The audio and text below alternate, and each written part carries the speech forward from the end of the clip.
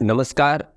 आयुर्वेद में पदार्थ विज्ञान का बहुत महत्व है। आयुर्वेद का बेस ही पदार्थ विज्ञान है, ये हमने पिछले वीडियो में जान लिया। वो पदार्थ दो प्रकार के हैं, भाव पदार्थ और अभाव पदार्थ। उसमें अभाव पदार्थ के बारे में भी हमने जान लिया। भाव पदार्थ के बारे में हम जब विचार करते हैं तब सर्वप्रथम भाव की शुरुआत होती है द्रव्य से। आपको पता ही है, द्रव्य, गुण, कर्म, सामान्य, विशेष और समवाय, ये 6 भाव पदार्थ है। उसमें शुरुआत होती है द्रव्य से, क्योंकि हमारे जीवन में जो रोजमर्रा के जीवन में कांटेक्ट में आते हैं वो है द्रव्य। विषक द्रव्याणि उपस्थाता रोगी पाद चतुष्टयम, इसमें द्रव्य को चिकित्सा का पाद माना गया है। तो इसी तरह से हम जो पूरा का पूरा पदार्थ में भी जो भाव पदार्थ है उसमें भी जो द्रव्य है उसकी बात इस वीडियो में करेंगे। तो चलिए इस वीडियो में हम जानते हैं पदार्थ विज्ञान में द्रव्य निरूपण। सर्वप्रथम हम देखते हैं कि द्रव्य कितने प्रकार के हैं।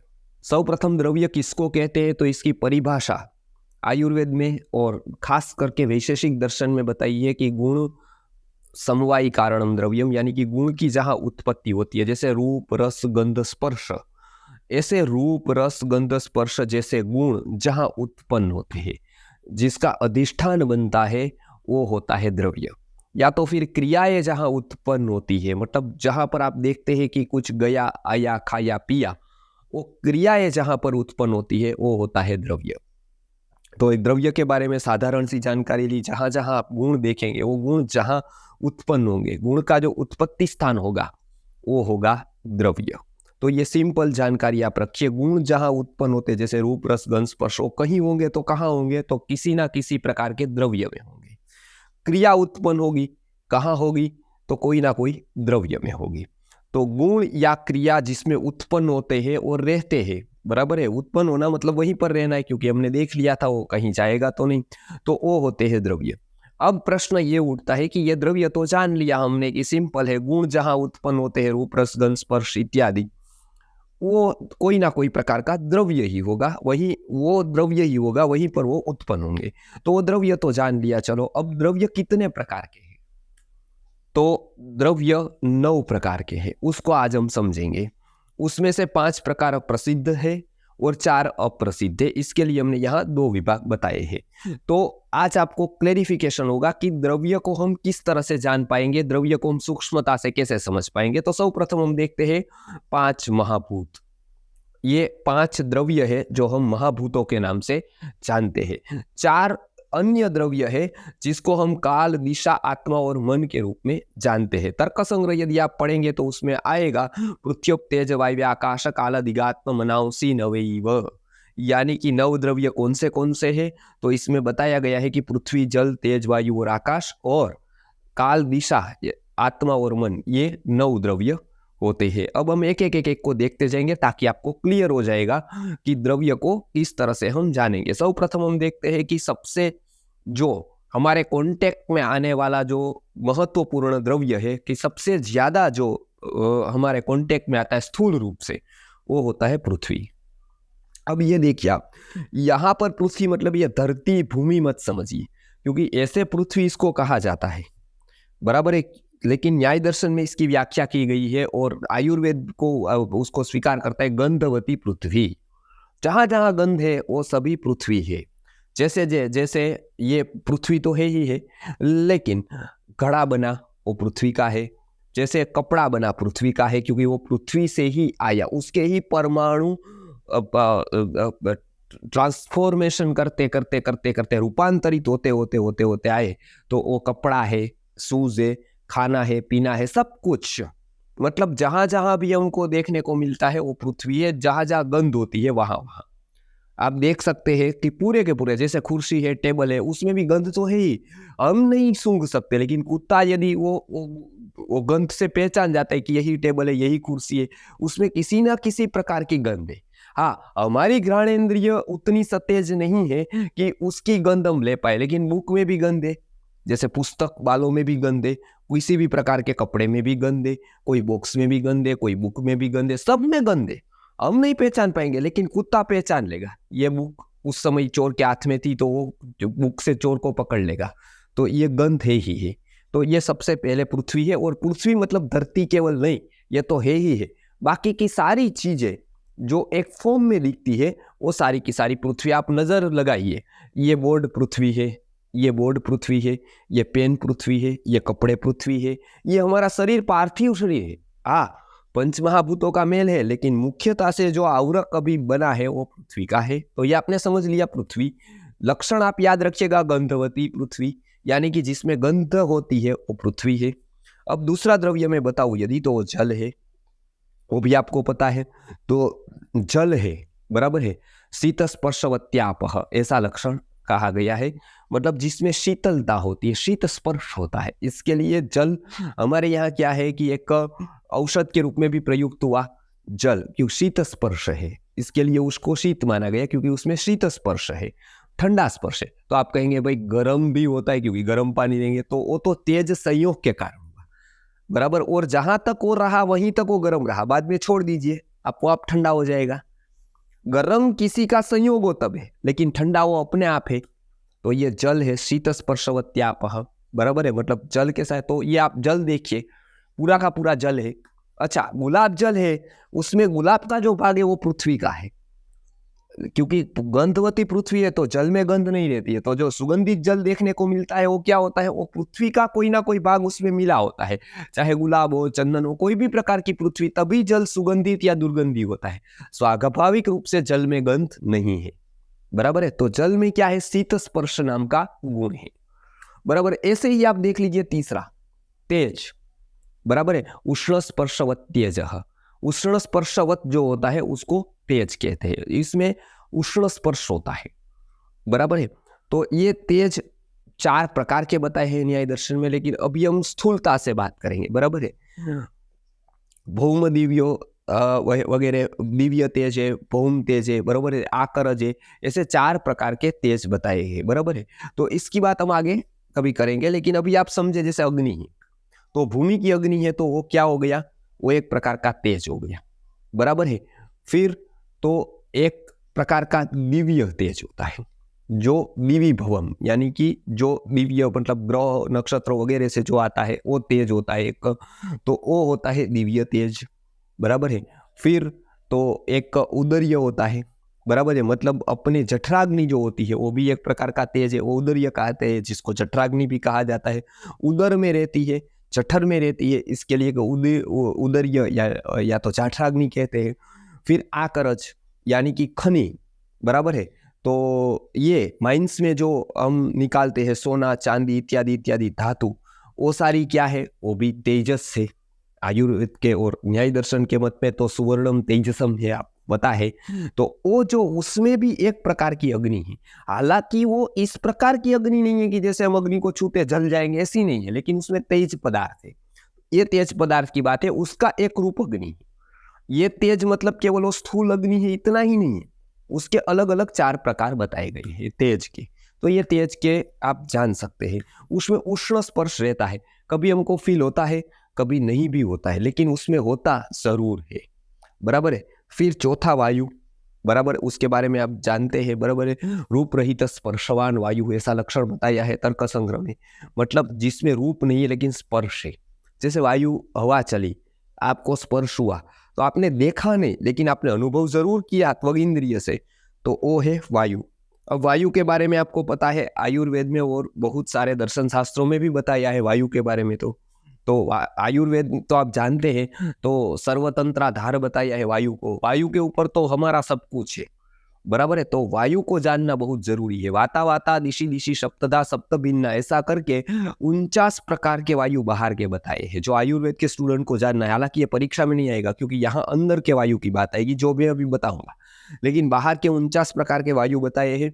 अंदर के 5 प्रकार के बताए, वो तो आपको पता है, रुदि प्राण उदय पान समानो नाभि मंडले उदान कंठ देशस्तव यान सर्व शरीर। तो ये 5 प्रकार के जो वायु अलग अलग स्थान पर रहते हैं, न्याय दर्शन के मत में तो या वैशेषिक दर्शन के मत में एक ही वायु है, वो स्थान भेद और कार्य भेद से अलग अलग हो जाते हैं। ऐसे वो 5 नहीं है, एक है वो वायु, बराबर है। प्राण पानादि संज्ञाम लभते, मतलब प्राण और अपान की संज्ञा को प्राप्त करते हैं कार्य भेदेन और स्थान भेदेन, वो तो पता है। लेकिन ये 5 प्रकार के वायु स्थान और कार्य भेद से शरीर में रहते हैं। पृथ्वी जल तेज वायु के बाद होता है आकाश, बराबर है। आकाश एक विभू है, बराबर है। तो शब्द गुणकम आकाश हमेशा लक्षण कहा गया है जिसमें शब्द उत्पन्न होता है। जे स्पेस है, आकाश मतलब वो आप मत समझिए कि वो ऊपर वाला नील गगन जो बताते हैं नीले कलर का, वो आकाश की बात नहीं है।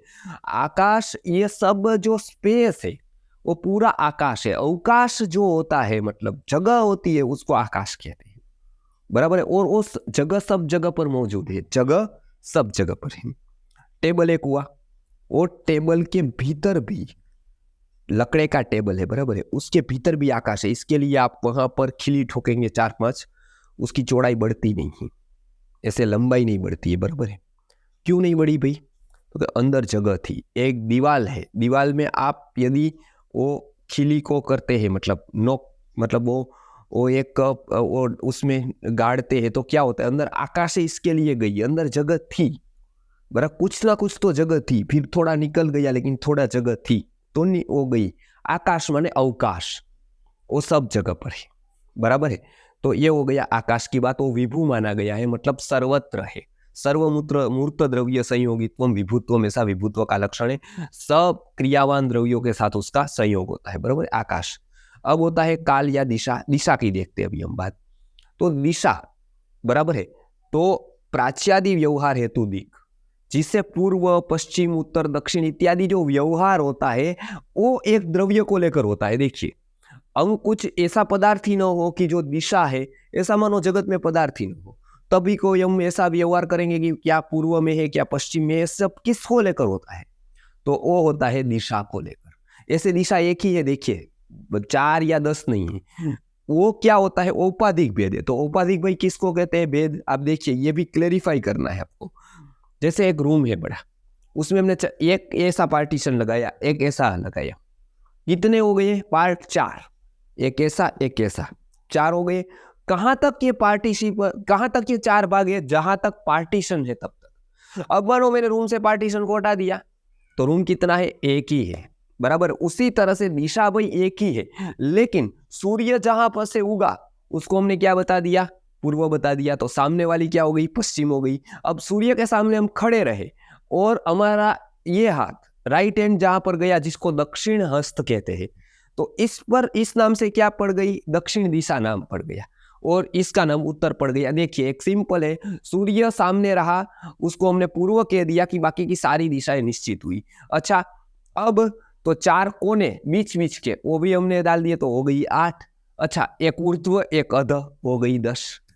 ऐसे 10 हो जाती है, 4 हो जाती है, ऐसे गिने तो 8 हो जाती है। तो ये सारा का सारा भेद औपाधिक कहा जाता है, वास्तविक नहीं। वास्तविक दिशा कितनी है? एक ही है। तो भाई दिशा किसको कहते हैं? तो कि प्राच्यादि व्यवहार हेतु, मतलब जो प्राची अवाची ये सभी जो व्यवहार होते हैं, मतलब पूर्व पश्चिम उत्तर दक्षिण इत्यादि जो व्यवहार होते हैं, वो कोई एक द्रव्य उसमें कारणभूत बनता है, वो है दिशा। अच्छा, अभी आगे का जो द्रव्य है वो है काल। तो काल में क्या है? तो भूत वर्तमान इत्यादि जो व्यवहार होता है, बराबर है, वो जिसको लेकर होता है वो होता है काल, बराबर है। तो एक काल नाम का द्रव्य भी माना है, बराबर है, जो सर्वत्र है। अच्छा, वर्तमान भूतकाल भविष्यकाल ये 3 काल भी ऐसे उपाधि है, ऐसे काल एक ही है, बराबर है। तो ऐसे क्या है कि जैसे दिशा एक है और बाद में विभाग हो जाते हैं, ऐसे काल एक ही है। लेकिन आज ही को, बराबर, आज मंगलवार हुआ तो आज के मंगलवार को जब हम कल जाएंगे तो उसको भूतकाल कह देंगे। अब आज का ही दिन को हम 2 दिन पहले क्या बताते थे? भविष्य बताते थे, और आज को ही हम क्या बताते हैं? वर्तमान बताते हैं। ऐसे ही हुआ ना, एक ही दिन है, उसको अलग अलग एंगल पर हम खड़े रहते हैं, तब हम उसको अलग अलग नाम से पुकारते हैं। कभी हम उसको भविष्य कह देते हैं, कभी हम उसको भूतकाल कह देते थे, और कभी हम उसको वर्तमान कहते हैं। तो ये काल की भी बात ऐसी है, बराबर है। तो इसका भी लक्षण ऐसे ही बताया गया है, बराबर है। तो ये अतीत आदि व्यवहार हेतु काल, ऐसा बताया। अतीत वर्तमान भूत भविष्य इत्यादि का व्यवहार जो होता है वो काल को लेकर होता है। अच्छा, एक बहुत अच्छा समझने वाला कंसेप्ट अभी शुरू होगा, जो अलग पथियों से अलग अलग अलग होम्योपैथी, एलोपैथी के नेचुरोपैथी सभी से अलग आयुर्वेद का एक यूनिक कंसेप्ट है, वो है आत्मा का। तो बाकी कोई पथी आत्मा को नहीं मानती है, लेकिन आयुर्वेद का तो केंद्र बिंदु ही आत्मा है, बराबर है। तो आयुर्वेद में और खास करके वैशेषिक दर्शन में इसका लक्षण किया गया ज्ञानाधिकरणम आत्मा, ज्ञान जहां पर रहता है उसको हमने क्या माना, आत्मा माना, बराबर है। अब आत्मा क्या है, तो एक विभू, माने कि वैशेषिक दर्शन के हिसाब से वो विभू द्रव्य है, फैला हुआ है, बराबर है। अब आत्मा जैसा दिशा है, काल है, ऐसे ही आत्मा है, बराबर है। तो वो दो प्रकार के होते हैं, जीवात्मा, परमात्मा, चेती, वो सद्विविधः, बराबर है, दो प्रकार के होते हैं। कौन से होते हैं, जीवात्मा और परमात्मा। अब जीवात्मा होता है वो प्रति शरीर भिन्न है, मतलब मेरे शरीर में भी अलग आत्मा है, आपके शरीर में भी अलग है, तीसरे के शरीर में भी अलग आत्मा है, लेकिन परमात्मा एक ही है, बराबर, सर्वज्ञ नित्य। आत्मा दोनों प्रकार के नित्य है, मतलब जीवात्मा भी नित्य है, परमात्मा भी नित्य है। परमात्मा सर्वज्ञ है, जीवात्मा अल्पज्ञ है, बराबर है। तो दो प्रकार के आत्मा, इसमें जीवात्मा अनंत है, बराबर है, लेकिन परमात्मा एक एव, बराबर, मतलब परमात्मा एक ही है। आपको ये भेद ध्यान में रखने हैं। जीवात्मा और परमात्मा दो प्रकार आत्मा के हैं, उसमें जीवात्मा अनंत है और परमात्मा एक ही है, बराबर। अभी ये हो गया आत्मा, एक शरीर में एक आत्मा है, प्रति शरीर भिन्नो विभुर नित्य, 6 तर्क संग्रह में बताया, प्रति शरीर भिन्न, यानी मेरा एक शरीर हो गया तो मेरा एक आत्मा है, दूसरे शरीर का दूसरा एक आत्मा है, तीसरे शरीर का तीसरा एक आत्मा है। अब मन, बराबर है, तो सुखादि उपलब्धि साधनम इंद्रियम मनः, ये मन का लक्षण किया गया है, बराबर है। सुखादि की उपलब्धि, जो हमको सुख दुख इत्यादि की जो अनुभूति होती है, इसका जो साधन बनता है वो होता है मन। ये प्रति शरीर में एक मन रहता है, प्रति आत्मा के साथ संयुक्त रहता है। तो जितने जीवात्मा हुए अनंत, उतने हो गए मन, बराबर है। तो ये आत्मा, वो भी जीवात्मा अनंत है तो वो अनंत आत्मा हो गए, उसके साथ एक के साथ मन है, मन भी अनंत है, बराबर है। तो अभी ये मन का कंसेप्ट भी बहुत जानने जैसा है, और खास करके आप आयुर्वेद के विद्यार्थी हो तो आपको पता होना चाहिए कि आयुर्वेद में जो 3 प्रकार की चिकित्सा पद्धति बताई है, उसमें युक्ति व्यपाश्रय तो पता है आपको, जो द्रव्य को लेकर, औषध को लेकर होती है। लेकिन दूसरी जो महत्वपूर्ण है, जो शायद हम भूल गए हैं, इसके ऊपर हमने विचार ही नहीं किया है, वो है सत्वावचय। सत्वावचय जो चिकित्सा पद्धति है ना, उसमें केंद्र बिंदु होता है मन, वो मन को लेकर ही होती है। लेकिन हमारा दुर्भाग्य है कि आयुर्वेद पढ़ते वक्त हम सब जगह पर मन देते हैं, लेकिन मन के ऊपर मन ही नहीं देते, मन का विषय हमको पता ही नहीं होता है। आयुर्वेद में कितना साइकोलॉजी है वो हम जानते ही नहीं। तो ये मन के ऊपर बहुत विचार विमर्श है।